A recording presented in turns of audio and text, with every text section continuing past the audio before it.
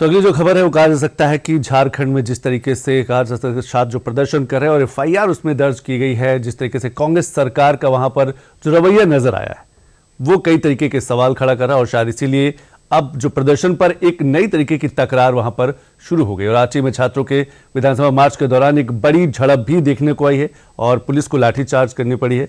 कई बड़े जो प्रदर्शनकारी हैं वो घायल भी हुए और शायद इसलिए एक बड़ा सियासी ड्रामा, सियासी हंगामा नजर आया। और यही इसका असर आज जब संसद चल रही थी, संसद का आखिरी दिन था, वहां पर भी देखने को मिला किस तरीके से वहां पर झारखंड में छात्र प्रदर्शन को लेकर भारतीय जनता पार्टी के सांसदों ने एक बड़ा प्रदर्शन किया। यानी कि पुलिस ने 600 प्रदर्शनकारियों के खिलाफ एफआईआर दर्ज की है, जिसके बाद से इसका विरोध और सियासत दोनों ही तेज हो गए, यानी कि सियासी ड्रामा बढ़ गया है। उस पर एक रिपोर्ट। राहुल गांधी हम कह सकते हैं कि जब लहू बहा झारखंड में, उस लहू को देखने भी नहीं गए। और आज हद हो गई, जो प्रोटेस्ट मार्च रांची में हुआ, लगभग 600 बच्चों पर एफआईआर हुआ है। झारखंड की राजधानी रांची में जेपीएससी और जेएसएससी समेत कई परीक्षाओं में हुई कथित धांधली के खिलाफ आंदोलनकारी छात्रों ने अपनी आवाज अनसुनी किए जाने के बाद बीते 10 अगस्त को जब राज्य की विधानसभा का घेराव किया तो उसी दौरान पुलिस और छात्रों में हुई भिड़ंत के बाद प्रदर्शनकारी छात्रों पर पुलिस की लाठियां बरसते हुए देखा गया था।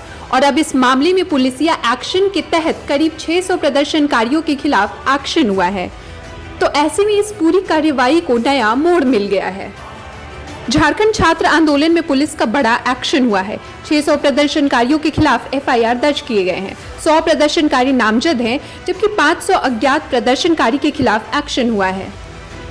लगभग 600 बच्चों पर एफआईआर हुआ है। क्यों एफआईआर हुआ? वो बच्चे तो गए थे प्रोटेस्ट करने, शांतिपूर्वक करने गए थे, कोई उपद्रव नहीं हुआ था, किसी प्रकार की पत्थरबाजी नहीं हुई थी। उल्टे उन पे अगर एफआईआर होता है तो कहां से न्याय? राहुल गांधी प्रयागराज जाते हैं, नैतिकता है तो झारखंड में जाकर के अनशन पर बैठे छात्रों के साथ वार्ता करे। या से व्हाइट और ट्वीट करके नहीं चलेगा। इस देश में दोहरी नीति नहीं चलेगी। दम है तो छात्रों से बैठे सरकार से 2 टूक मांग करे। छात्रों का मांग है सीबीआई जांच, जो परीक्षा में घोटाले हुए हैं वो घोटाले की सीबीआई जांच कराने का काम करे और छात्रों के साथ न्याय करने का काम करे। बीजेपी ने झारखंड छात्र आंदोलन के मुद्दे पर सीधा राहुल गांधी को निशाने पर लिया है। बीजेपी ने राहुल गांधी पर देश भर में छात्रों के नाम पर सियासत चमकाने और झारखंड के छात्रों की आवाज को अनसुना करने का आरोप लगाया है। आरोपों के इस बरसात के साथ अपनी मांगों पर अड़े अभ्यर्थियों का विरोध प्रदर्शन गुरुवार को 20वें दिन में प्रवेश कर गया है। आप देखे होंगे कि 10 तारीख को हम लोग जो विधानसभा घेराव किए थे वहाँ तो क्या बर्बरता हुआ। ये भी हम लोग साथ ही सब निर्णय ले लिए हैं। हम सभी छात्र और 24 जिला के छात्र, हमारे युवाओं सब निर्णय कर लिए हैं कि हम लोग अब यहाँ से जब नहीं हुआ विधानसभा से, अब हम लोग चाह रहे हैं कि अब सीएम आवास घेराव करें। और जब तक हमारी मांग पूरा ना हो तब तक वहाँ से हम लोग हटे नहीं। जो हमारी मांग है रद्द, रिफॉर्म, सीबीआई जांच, ये तीनों उनको मानना पड़ेगा। विधानसभा घेराव के बाद अब छात्रों की ओर से सीएम हाउस के घेराव का अल्टीमेटम आना शुरू हो गया है। आंदोलनकारी छात्रों ने साफ कर दिया है कि उनकी मांगें पूरी होने तक आंदोलन इसी तरह जारी रहेगा।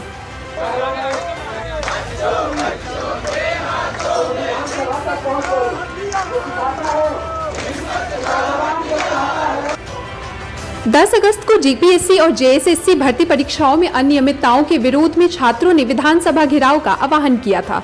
इस दौरान जब प्रदर्शनकारियों ने सुरक्षा घेरा तोड़कर आगे बढ़ने की कोशिश की तो पुलिस के साथ तीखी झड़प हुई थी। भीड़ को नियंत्रित करने के लिए पुलिस को लाठीचार्ज, वाटर कैनन और आंसू गैस के गोलों का प्रयोग करना पड़ा था, लेकिन पुलिस की लाखों जद धरी की धरी रह गई। छात्रों का हौसला तो नहीं तोड़ सके, लेकिन छात्रों पर एफआईआर ही दर्ज कर ली। हमारी मांगे पूरी करो, पूरी करो, जेपीएससी रद्द करो। वही छात्र अपनी मांगों को लेकर अभी भी अड़े हुए हैं। छात्रों का आंदोलन रांची के जयपाल मुंडा स्टेडियम में जारी है। इस मुद्दे को लेकर सरकार और छात्र प्रतिनिधियों के बीच कई दौर की लंबी वार्ता हो चुकी है, लेकिन जेएसएससी सीजीएल परीक्षा और नियुक्ति प्रक्रिया को लेकर अब तक कोई सहमति नहीं बन पाई है। छात्र लगातार सीएम हेमंत सोरेन से मुलाकात की मांग कर रहे हैं, लेकिन सरकार बातचीत की जगह छात्रों पर डंडे और एफआईआर जैसे रास्ते अपना रही है।